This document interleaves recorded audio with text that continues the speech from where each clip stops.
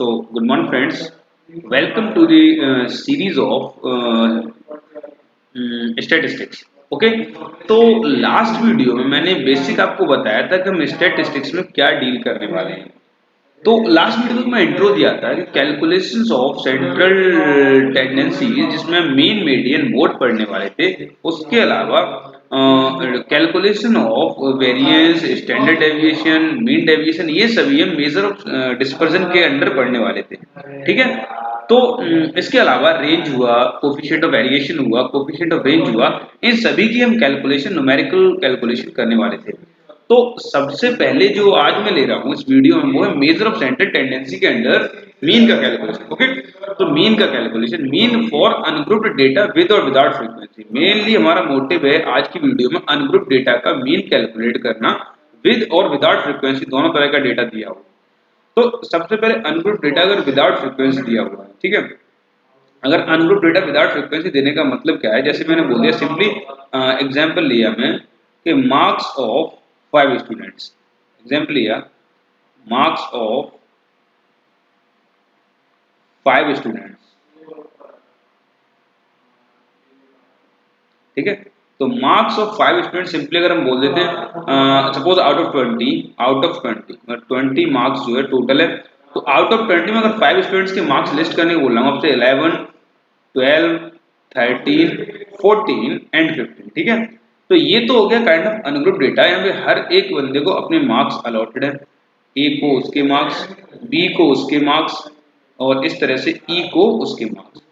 तो individual entity को उसकी वैल्यू इंडिविजुअली अलॉटेड है, तो इस तरह के डेटा को अनग्रुप डेटा बोलते थे, पता है हमें।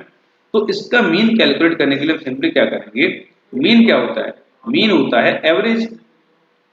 मीन बोलें या एवरेज बोलें, ये होता है simply addition of all the datas, 11, 12, 13, 14 and 15, in all 5 datas को ऐड करें, डिवाइड बाई 5 कर दें, यहाँ से मीन निकल आएगा।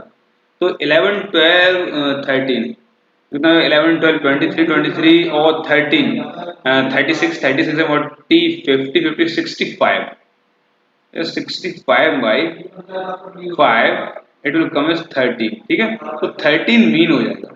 ओके, यही 13 एवरेज बोले या मीन बोले।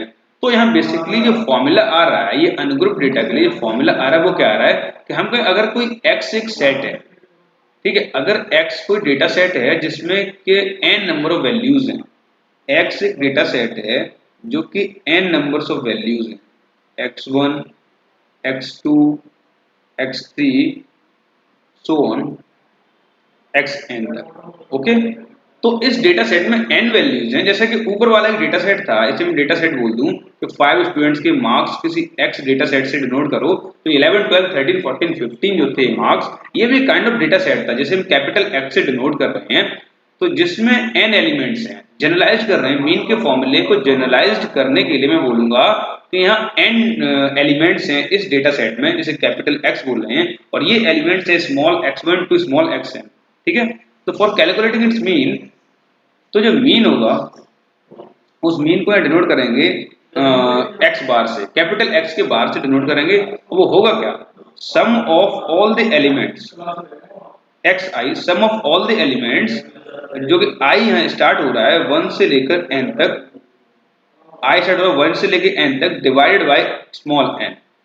तो n क्या है, नंबर ऑफ एलिमेंट्स। इस केस में 5 एलिमेंट्स थे तो n 5 हो गया था, और i का variation from 1 to n indicates that, इसका मतलब ये इंडिकेशन है कि x जो है, तो सॉरी i है जो i 1 से स्टार्ट हो रहा है और n तक मूव कर रहा है, मतलब i इक्वल टू 1 किया, और समेशन का साइन है पॉजिटिव, मतलब प्लस का साइन दे देगा। यहाँ ये समेशन का साइन बना हुआ है ना, ये समेशन का साइन होता है। तो ये समेशन का साइन यहाँ पे एडिशन का रोल निभा रहा है, तो ये x1 प्लस x2 हो गया, i की जगह 2 हो गया, अगर i की जगह 3 हो गया तो x3 हो गया।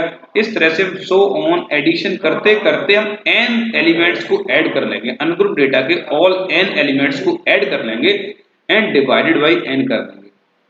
तो ये हो गया sum of all the elements of ungrouped data, या डेटा सेट x के जो भी अनग्रुप्ड फॉर्म में एलिमेंट्स पड़े हो उन सभी का addition divide by number of elements. ठीक है। तो एडिशन ऑफ एलिमेंट्स और addition of entities value divided by number of entities, तो ये हो जाता है generalize formula of mean for ungrouped data without frequency. यहाँ कोई फ्रीक्वेंसी की बात नहीं कर रहे। अब अनग्रुप्ड डेटा फ्रीक्वेंसी कैसे आएगी वो अभी मैं बताऊंगा आपको। तो ये हो गया जनरलाइज्ड फॉर्मूला, इसे हम मीन बोल सकते हैं या एवरेज भी बोल सकते हैं, ठीक है। तो इसे ही हम एवरेज भी बोलते हैं। वैसे ऊपर में लिख दिया था मीन और एवरेज, फिर भी मैं लिख दे रहा हूँ, इसे ऑल्सो कॉल्ड एवरेज। तो नेक्स्ट है, अगर यहाँ पे ग्रुप्ड अनग्रुप्ड डेटा अगर विद फ्रीक्वेंसी क्या हो, अनग्रुप्ड डेटा विद फ्रीक्वेंसी कैसा होता है। जैसे मैं बोल दूं मार्क्स है, जैसे मैं बोला मार्क्स है और क्लास के ये हैं स्टूडेंट्स, मार्क्स और ये है क्लास के स्टूडेंट्स, ठीक है। अगर मैं 20 में से देखूं, ये 11 marks, 12 marks, 13 marks, 14 marks and 15 marks, ठीक है। तो out of 20 we have only 5 types of marks, 11, 12, 13, 14 and 15। तो अगर हमारा 20 मार्क्स का पेपर हो रहा है, नंबर ऑफ स्टूडेंट्स क्लास में टोटल 40 है, ठीक है। तो इन 40 स्टूडेंट्स के 5 ही तरह के मार्क्स आए हैं सब्जेक्ट में, 11, 12, 13, 14, 15। दिस इज हाइपोथेटिकल एग्जांपल मैंने लिया हुआ है। तो यहाँ पे जो 11 मार्क्स वाले 7 स्टूडेंट्स हैं, लेट्स सपोज, और 12 मार्क्स वाले 6 स्टूडेंट्स हैं, 13 मार्क्स वाले 5 स्टूडेंट्स हैं, और ये 12 एंड 10, ठीक है। तो इस तरह से ये 40 स्टूडेंट्स के बीच में ये 5 काइंड्स ऑफ मार्क्स स्प्लिटेड हैं। तो ये अनग्रुप्ड डेटा हो गया। एक्चुअली इस मार्क्स को हम एक्स से डिनोट कर सकते हैं, और ये एक्स, ये सेट है ना, ये डेटा सेट है मेनली, बेसिकली ये डेटा सेट है जो एक्स, कैपिटल एक्स से जो हम डिनोट करते थे, वो डेटा सेट क्या है 11, 12, 13, 14, 15, जो कि अनग्रुप्ड डेटा विदाउट फ्रीक्वेंसी में ऊपर दिया हुआ, ठीक है, जो कि मैंने अनग्रुप्ड डेटा विदाउट फ्रीक्वेंसी में लिया हुआ है। Data set capital x is equal to 11, 12, 13, 14, 15। ये देखिए यहाँ पे मैंने एक डेटा सेट लिया हुआ था, capital x is equal to 11, 12, 13, 14 and 15। Similar data sets अगर मैंने ले लिया और वहां पे फिर 40 स्टूडेंट्स की क्लास को रिपीट कर दिया, 11 मार्क्स वाले 7 स्टूडेंट्स हैं, 12 मार्क्स वाले 6 स्टूडेंट्स हैं, इसका मतलब repetition of students for particular marks value, ये हो जाता है फ्रीक्वेंसी। इसी वजह से इस पर्टिकुलर जोन को बोलते हैं फ्रीक्वेंसी, ठीक है, इस पर्टिकुलर जोन को बोलते हैं फ्रीक्वेंसी। और इधर वाले तो मार्क्स हैं, इसे बोलते हैं फ्रीक्वेंसी, और इधर वाले मार्क्स हैं ये डेटा सेट कैपिटल एक्स में। ये x1 एलिमेंट है, इसकी वैल्यू 11 है, x2 एलिमेंट इसकी वैल्यू 12 है, x3 elements, x4 and x5 elements इसकी वैल्यू 15 है। और ये फ्रीक्वेंसी हो गई, इसमें कि f1 फ्रीक्वेंसी इक्वल टू 7 है, f2 फ्रीक्वेंसी 6 है, similarly f3, f4 and f5 frequency 10 है, ठीक है। तो यहाँ जो मीन का फॉर्मूला होता है, इस जगह पे जो मीन का फॉर्मूला होता है वो सिंपली होता है, इसे हम एक्स, इस कॉलम को फ्रीक्वेंसी डिनोट करते हैं एफ से। तो यहाँ मीन का फॉर्मूला होता है इस कैपिटल एक्स बार, ये होता है simply some of I from 1 to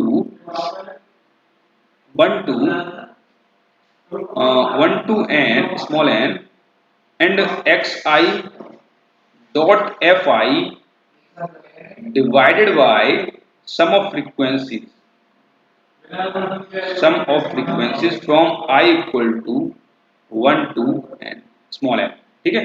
तो सबसे पहले जो है नीड है बताने की, वो ये यहाँ जो नीड है बताने की, वो स्मॉल n क्या है और सम ऑफ फ्रीक्वेंसी क्या है। एक्चुअली सम ऑफ फ्रीक्वेंसी ही नंबर ऑफ ऑब्जर्वेशंस बताता है।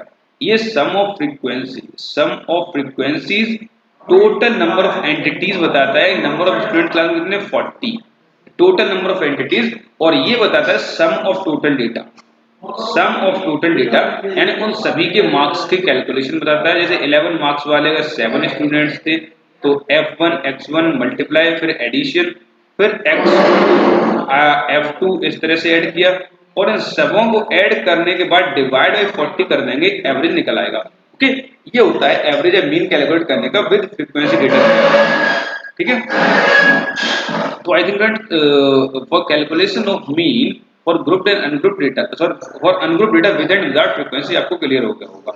तो यहाँ पे जो कैपिटल एन तो बता दिया 40 हो गया, मतलब टोटल स्टूडेंट्स या टोटल एंटिटीज, टोटल स्टूडेंट्स इस पर्टिकुलर केस में, वैसे बोलूंगा टोटल एंटिटीज, ये बोलूंगा टोटल एंटिटीज यहाँ पे कितनी थी हमारे 40 स्टूडेंट्स, टोटल एंटिटीज यानी 40 स्टूडेंट्स। तो यहाँ पे स्मॉल एन क्या है, स्मॉल एन को बोलूंगा number of observations, number of observations. मतलब जो आई है वो 1 से स्मॉल एन तक वेरी कर रहा है, ये हो गया ऑब्जर्वेशंस कह सकते हो, नंबर ऑफ कॉलम्स कह सकते हो। मतलब हमारे पास 5 तरह के ऑब्जर्वेशंस हैं। 5 तरह के ऑब्जर्वेशन कौन कौन से हैं कि 11 मार्क्स वाला एक ऑब्जर्वेशन हुआ, 12 मार्क्स वाला एक ऑब्जर्वेशन हुआ, इस तरह से हमारे पास 5 ही ऑब्जर्वेशन है 15 मार्क्स वाले 10 स्टूडेंट्स, यानी 5 रोज है हमारे पास, यही 5 ऑब्जर्वेशन है। तो आई की वैल्यू एक्चुअल में I1, I2, I3, I4, I5 तक जाएगी। मतलब यहाँ मीन अगर कैलकुलेट कर रहे हैं तो x1 dot f1 plus x2 dot f2 plus x3 dot f3 plus x4 dot f4 plus x5 dot f5 divided by f1 plus f2 plus f3 plus f4 plus f5।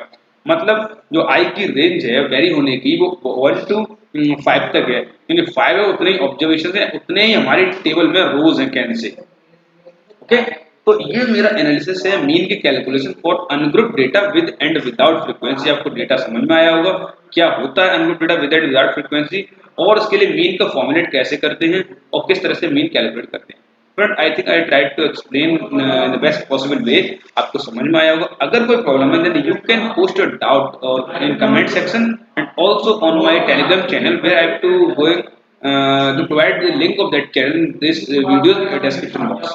ठीक है, तो इस video के description box में उस particular Telegram channel की मैं link डालने वाला हूँ, तो वहां से आप जो भी डाउट है वो डाल सकते हैं। So thank you friends, I think I have covered this thing in a better way and tried my best here. So thank you.